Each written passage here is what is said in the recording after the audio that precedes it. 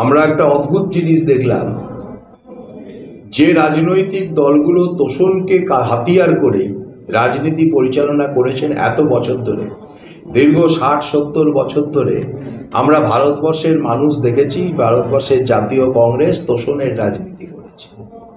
আমরা সবাই মিলে দেখেছি যে একটা সময় কাশ্মীরের বুকে একটা আলাদা আইন পরিচালনা হতো। কাশ্মীর ভারতবর্ষের অবিচ্ছেদ্য অঙ্গ হওয়া সত্ত্বেও কাশ্মীরের জন্য আলাদা পতাকা, আলাদা আইন সব ছিল। এবং সেই তোষণের রাজনীতিকে ভেঙে প্রথম নরেন্দ্র দামোদর দাস মোদী কাশ্মীরকে ভারতবর্ষের অবিচ্ছেদ্য অঙ্গ করেছে। আজকে কাশ্মীরের আম জনতা নিজেকে সত্যিকারের ভারতবাসী মনে করে। আমরা অবাক হয়ে দেখলাম ভারতবর্ষের জাতীয় কংগ্রেস এবারকার এই নির্বাচনে যে ইস্তাহার জারি করলেন, সেই ইস্তাহারে আমরা দেখলাম বলছেন আমরা জাতপাতের গণনা করব, কোন জাতি গণনা হবে। জাতি গণনা হয়ে কি হবে, এখানে কত শতাংশ মুসলমান আছেন সেটা দেখে নিয়ে মুসলমানদের জন্য আলাদা করে সংরক্ষণটা হবে কোথা থেকে না, ভারতবর্ষের সংবিধানে যে সংরক্ষণ বলা ছিল, পিছিয়ে পড়া সমাজ, অনুসূচিত সমাজে যে সংরক্ষণ, SC ST সম্প্রদায়ের মানুষের যে সংরক্ষণ, তাদের এগিয়ে নিয়ে যাওয়ার যে প্রকল্প হয়েছিল, আজকে সেই সংরক্ষণ থেকে কমিয়ে দিয়ে মুসলমানদের জন্য আলাদা করে সংরক্ষণ হবে। এভাবে কোনো ধর্মীয় সংরক্ষণ ভারতবর্ষের সংবিধানে কোনোদিন করা হয়নি এবং ধর্মীয়ভাবে সংরক্ষণ হয়ও না। কিন্তু শুধুমাত্র নির্বাচনে জেতবার জন্য তোষণের রাজনীতি করে রাহুল গান্ধী ভারতবর্ষের বুকে নতুন করে হিন্দু মুসলমানের প্রভেদ আনছেন, ধর্মের নামে রাজনীতি শুরু করেছে।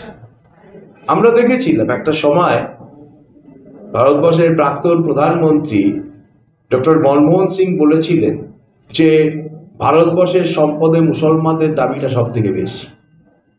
আমরা দেখলাম ভারতবর্ষের বর্তমান প্রধানমন্ত্রী বলছেন কোনো ধর্মের মানুষের দাবি নয়, আমরা ভারতবর্ষে মনে করি জাতপাতের প্রভেদ নয়, আমরা ভারতবর্ষে মনে করি 4টে জাত আছে। কোন কোন 4টে জাত? একটা হচ্ছে যুবক, একটা মহিলা নারী, একটা দরিদ্র মানুষ, একটা কৃষক। এই 4 জাতিতেই ভারতবর্ষ আছে এবং যদি দাবিদার হন, কেউ যদি ভারতবর্ষের সম্পদের দাবিদার হন, এই 4 জাতের মানুষই দাবিদার হবেন, যুবক, মহিলা, কৃষক, দরিদ্র মানুষ। সমস্তটা ভেঙে দিয়ে শুধু নির্বাচনের বৈতরণী পার হবার জন্য মুসলমানদের জন্য সংরক্ষণের কথা বলে SC ST সম্প্রদায়ের মানুষের চাকরিটাকে কেড়ে নেবার চেষ্টা করছে। আমরা দেখতে পাচ্ছি যারা উচ্চ বর্ণের মানুষ আছেন তাদেরও সুযোগ যেমন কেড়ে নেওয়া হচ্ছে, আমাদের অর্থ, আমাদের সম্পদ, সেই সম্পদে ইন্দিরা গান্ধী বলেছিলেন যে হিসেব দিতে হবে কার কত সম্পদ হয়েছে, কার কি হয়েছে। আর তার নাতি শ্রী বলছেন যে এই সম্পদটা কেড়ে নিয়ে সরাসরি মুসলমান সম্প্রদায়ের মানুষের হাতে সম্পদ তুলে দেওয়া। কিন্তু ভারতবর্ষের সংবিধানে কোনোদিন কোথাও লেখা নেই যে কোনো ধর্মীয় সম্প্রদায়কে এইভাবে অর্থ সহযোগিতা করা বা সম্পত্তি সহযোগিতা করার কোনো কথা নেই। কিন্তু ভারতবর্ষের বুকে ভারতবর্ষের জাতীয় কংগ্রেস যারা বিলুপ্তর পথে চলে গেছে, বিলুপ্ত হয়ে যাচ্ছে, এবং তার সঙ্গে যারা সাথ মিলিয়েছে I full stop N full stop D full stop I full stop A, এই জোটের যারা মানুষ আছেন তারা নরেন্দ্র মোদীকে যখন আটকাতে পারছেন না, ভারতবর্ষের উন্নয়নকে যখন আটকাতে পারছেন না, ভারতীয় জনতা পার্টিকে যখন আটকাতে পারছেন না, তখন ভারতবর্ষের বুকে একটা সাম্প্রদায়িক বিভেদ তৈরি করার চেষ্টা করছেন। শুধুমাত্র হিন্দু সম্প্রদায়, SC ST মানে হিন্দু সম্প্রদায়ের মধ্যে যারা পিছিয়ে পড়া সমাজের মানুষ, সেই সম্প্রদায়ের মানুষকে কাছে কেড়ে নিয়ে তাদের সম্পদটা দিয়ে দেওয়া হবে মুসলমানদের মধ্যে, এই কথা বলে ভারতবর্ষে একটা ভাঙনের রাজনীতি তৈরি করছে। আজকে অদ্ভুতভাবে আমরা দেখেছি, এর আগে রঙ্গনাথ মিশ্র বোধহয় ছিলেন, তিনি বলেছিলেন যে SC ST সম্প্রদায়ের মতন মুসলমান সম্প্রদায়েরও সংরক্ষণ দিতে হবে, মুসলমান সম্প্রদায়ের ছেলেদেরও চাকরির সংরক্ষণ দিতে হবে।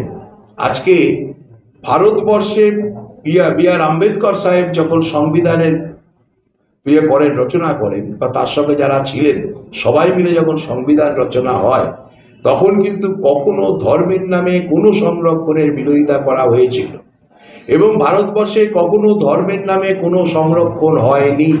কিন্তু অবাক হয়ে দেখতে পাচ্ছি আমরা, শুধু রাজনীতির জন্য, শুধু নির্বাচনে জেতানোর জন্য আজকে ধর্মের নামে সংরক্ষণের কথা বলে সত্যিকারের পিছিয়ে পড়া দরিদ্র মানুষের কাছ থেকে তাদের অধিকার কেড়ে নিয়ে একটা বিশেষ সম্প্রদায়ের মানুষের হাতে সম্পদ তুলে দিয়ে ভারতবর্ষকে ভাঙার চেষ্টা করছে। আজকে এর বিরুদ্ধেই ভারতীয় জনতা পার্টি কথা বলতে চাইছে, কথা বলছে, যেখানে উচিত হচ্ছে মানুষের আর্থিক সামর্থ্য বাড়ানো। আমাদের লক্ষ্য, নরেন্দ্র মোদীর লক্ষ্য, ভারতীয় জনতা পার্টির লক্ষ্য যে আমরা ভারতবর্ষের সাধারণ মানুষের আর্থিক সামর্থ্যকে কি করে বাড়াবো, আমরা ভারতবর্ষের প্রত্যেকটা মানুষকে কি করে তাদের আর্থিক সামর্থ্যকে বাড়িয়ে দিয়ে আমরা নিজেদের চলার পথটা ঠিক করব। যে কারণে আমরা দেখেছি যে ভারতবর্ষের দারিদ্র সীমার নিচে থাকা মানুষ অনেক বেশি করে ভারতবর্ষের দারিদ্র সীমার উপরে উঠে এসেছেন।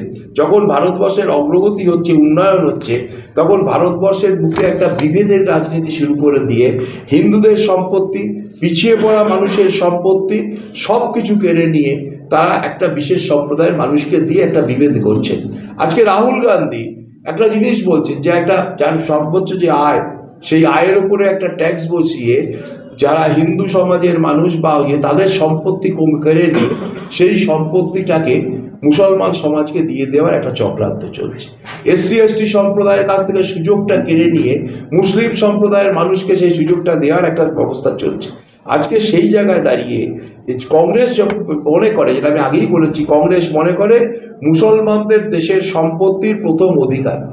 কিন্তু আমি আগেও বলেছি, আবার বলছি, নরেন্দ্র মোদীর মতে দেশের সব থেকে বড় অধিকার চারটে জাতির।